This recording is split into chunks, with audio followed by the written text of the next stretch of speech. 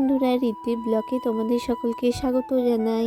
আজকে আবার একটা নতুন ব্লগ নিয়ে বন্ধুরা তোমাদের সাথে গল্প করতে চলে এলাম।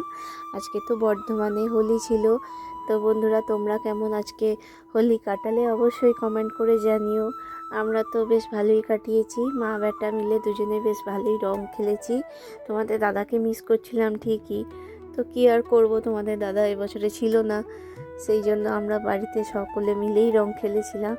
আর দেখো ঋদ্ধিকে, দাদাকে আর ঠাম্মিকে রং মাখানোর জন্য কেমন ব্যস্ত হয়ে উঠেছিল। সকাল থেকে ঘুম থেকে উঠেই বলছে, মা আমাকে বালতিতে রং গুলে দাও, আমি পিচকারি দিয়ে সকলকে রং দেব।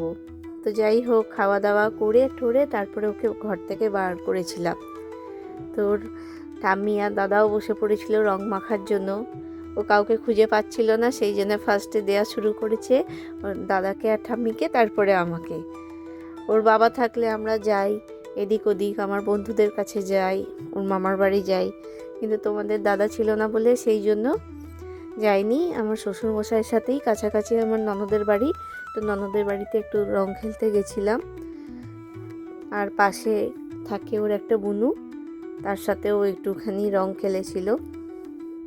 এমনি ঋদ্ধিকে একা কোথাও ছাড়ি না হোলির সময়, কোথায় চোখের রং ঢুকে যাবে তখন আরেক সমস্যা, সেই জন্য চোখে চোখেই রেখেছিলাম। আর ও তো ছোটো, ও অত বুঝতে পারে না। তারপরে বাড়িতে রং খেলে আমরা চলে গেছিলাম ননদের বাড়িতে, ওখানে গিয়ে একটু রং খেলে এসেছিলাম, বেশ ভালোই মজা হয়েছিল। এই দেখো, এটা আমার পাশে থাকে এক ভাইজি। তো বন্ধুরা, আমার ব্লগটা কেমন লাগলো অবশ্যই কমেন্ট করে জানিও। টাটা।